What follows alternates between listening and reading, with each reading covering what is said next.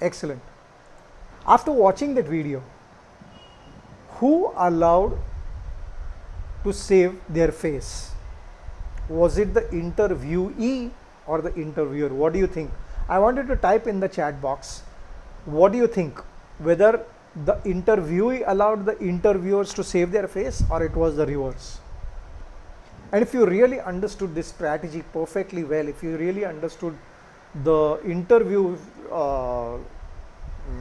video, it was the interviewee who helped the interviewer to save their face.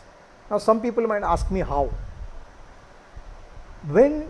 If you are hiring people and if you have a negotiator or an interviewer, a third party person who is interviewing you on your behalf, what is their prime job? To give the right candidate, isn't it? To give you the right candidate is their job. Now in this particular situation, do you think so the interviewer actually was looking out for a particular person who was very straightforward, not succumbing to the pressures that the interviewer puts on the interviewee? And if you really look at the interviewee, by offering him that, by offering the walkout and doing all the stuff that he did in the interview, by showing them that he would do something about his life in any case,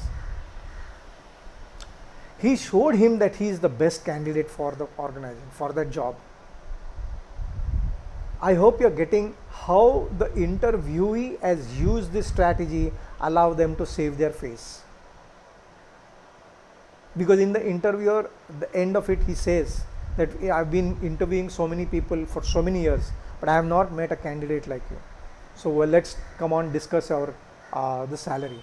That's where the interviewer was allowed to save their face. Okay. Next strategy. Treat people the way they want to be treated. Now, all around the world, we have been taught this golden rule: treat others the way you want to be treated.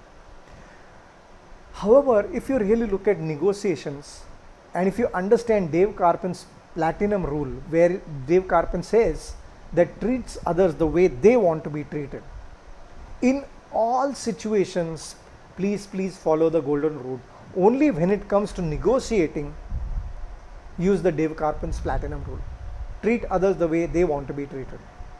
Now here I would like to ask you, imagine that you are negotiating with terrorists. A soft-spoken approach, a person who doesn't like to negotiate, a softie, will not help you to create the effect that you want. You have to treat the person the way he is. You have to be hard, as much hard as the terrorists are.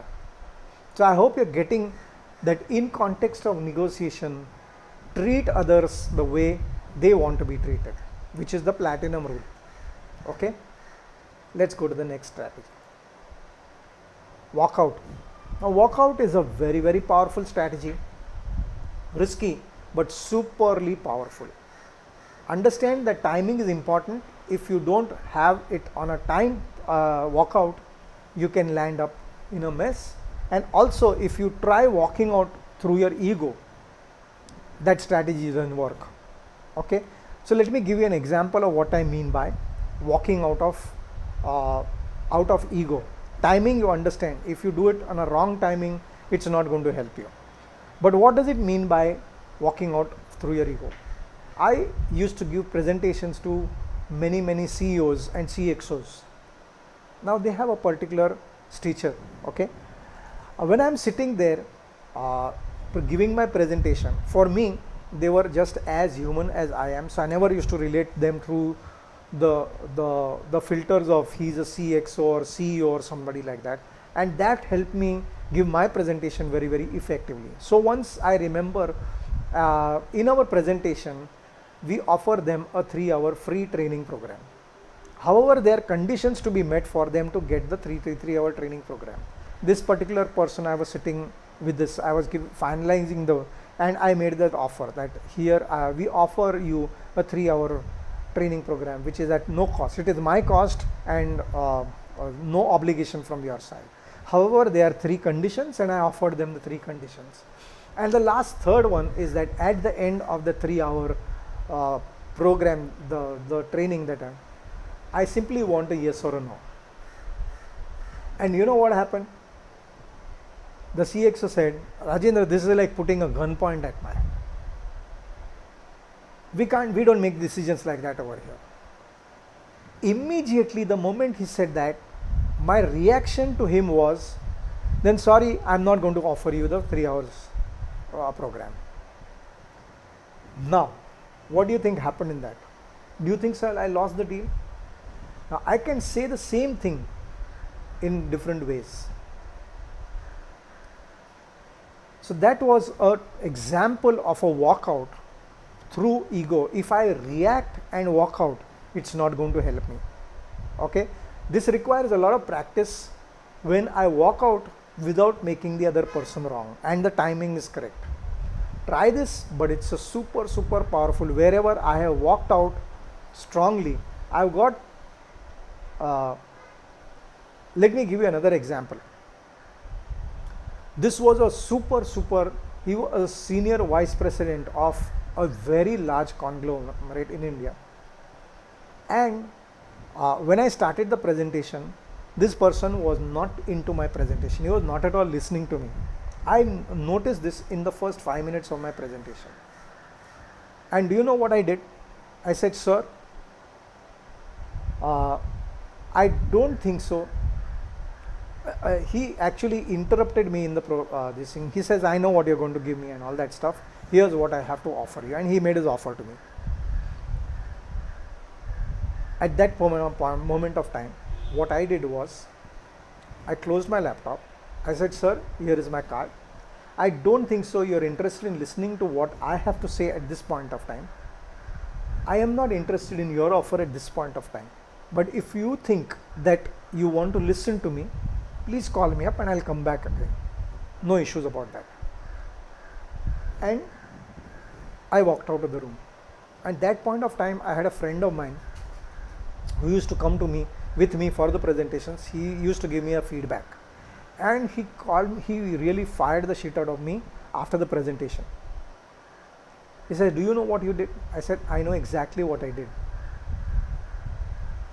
Now, what happened after that walkout was that this particular person, after a few months when my sales team was persuading them, and it went into the offer of the 3-hour presentation that we spoke about. And this person was in the mail. There was a different person we were negotiating with it. And he said to this person, he wrote in the mail that if Rajendra Mothe is going to lead the workshop, please see to it that I am there. Please inform me, I would like to be there. Now this is a classic example of when you walk out, proper timing without making that person wrong, it works. I hope you're getting the point of what is a walkout. Timing and ego, two important aspects. Risky but powerful. Use the walkout.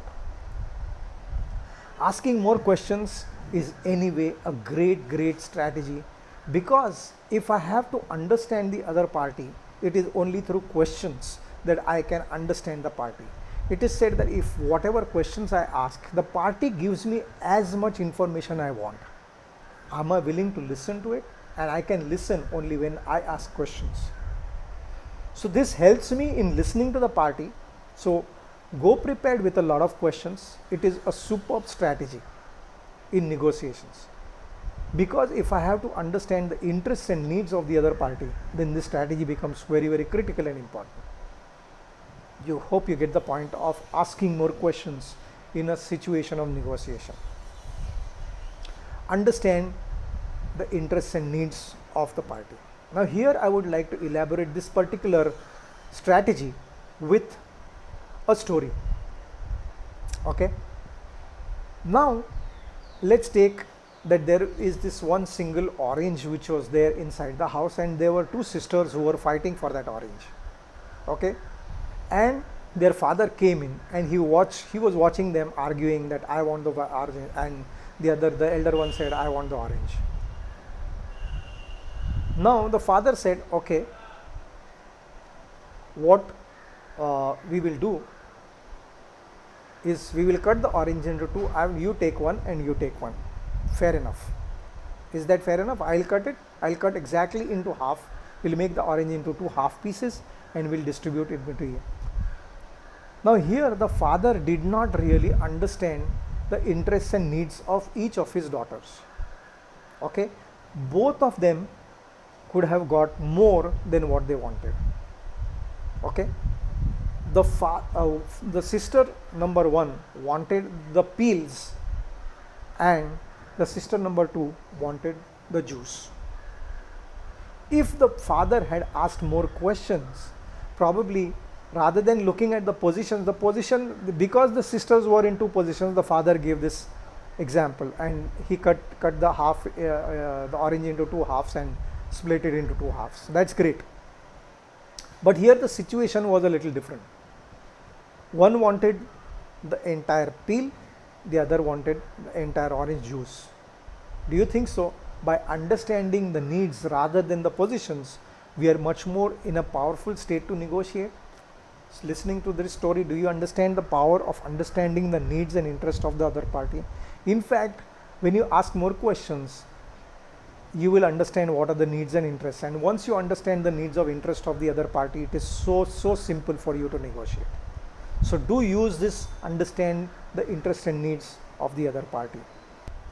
So I think so we have covered all the 14 strategies, and as I told you that you don't have to use all the 14 strategies in one single negotiation. You have to make a recipe out of it. Pick up the possible, what do you think you need at that particular moment at that particular time, and throw that strategy and successfully negotiate in your life. I bet you will be a better negotiator using the 14 different strategies that we have given you. Wonderful. Go ahead and negotiate and be successful in your negotiations. Thank you.